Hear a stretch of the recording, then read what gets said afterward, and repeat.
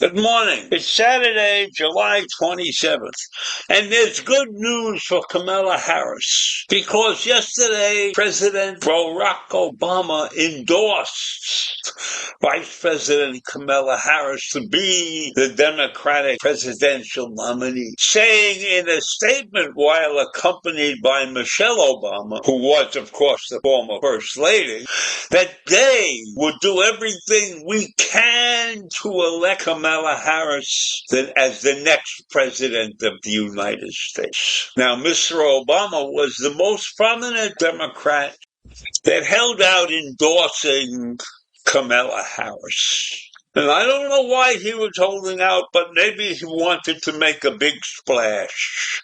Maybe he felt by holding out it would give people a chance to make up their own minds, rather than have him convince them that she was the person that should be on the ballot. Obama never mentioned why he delayed his endorsement of Kamala, and we'll probably never find out unless maybe out in some book he writes or something like that. Right now, he gave his endorsement, and that was the important thing, because he is one of the leading Democrats in this country. And so the Democrats need to have an absolutely 100% commitment to Kamala Harris in order to get out the votes and in order for her to win the election. There can't be any doubts in any of the Democrats' reasoning to give the Republicans a chance to jump in and use whatever they can to defeat Kamala Harris. So I want to move on to another subject anyhow. And Harris is not the only one that has been in action. The former president, Donald J. Trump, is going to meet with the Prime Minister Benjamin Netanyahu of Israel in Palm Beach, Florida on Friday. And this is after he criticized Netanyahu and the Israeli intelligence office because of the deadly attack that took place on Israel on October 7th, a horrible day. And then Trump told the story that he claimed he had never told anybody before. But I find that hard to believe, knowing Mr. Trump. And this is the story of the killing of Iran's top security and intelligence officer, Major General Qasem Soleimani, by an American drone strike in 2020. Trump said the U.S. had been working closely with Israel on a plan to do this attack, but he received a call, he claims, shortly before the attack was supposed to take place, that Israel was backing out. They were no longer going to participate in the attack. But the U.S. went ahead with the attack anyhow and killed the Major General. Now, I don't know why he would bother telling the world that Israel failed them, except that Trump always has to be on top.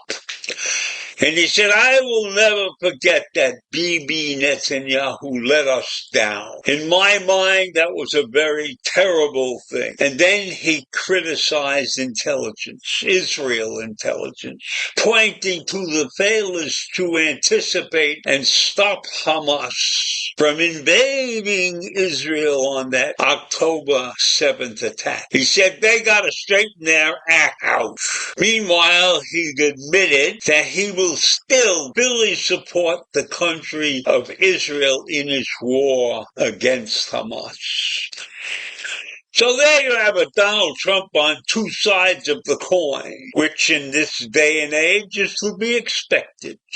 And then later on Friday, Mr. Trump is going to speak at a summit for the Turning Point Action Committee.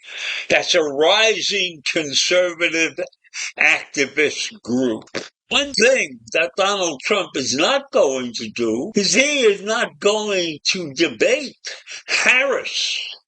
He has backed off his commitment to debate in September. And I think that's because he thought that Joe Biden was a pigeon, an easy mark. But he fears, Donald Trump fears Kamala Harris. He knows that she's on the ball. So his advisors probably convinced him, because Trump is a stubborn guy, not to debate at all anymore, even though they had already agreed to participate in that debate. But now that the Democrats have changed candidates from Biden to Harris, Trump is electing to back out because he's looking at a younger woman who has all her facts and all her strategies pretty well planned out. So Trump is chickening out of the September debate. Now, Biden and Trump had agreed to 2 general election debates.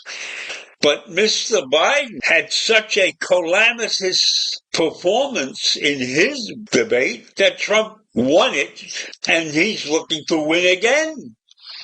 So he's not going to go up against Harris because that is real competition. So are people going to look at this and put a black check mark against Trump's record because of it? I doubt it. But that's the way it stands right now. And I'm happy that there's no second debate. They're a pain in the neck. They don't provide any real facts. So that's enough for today, and I'll see you in the morning. Bye.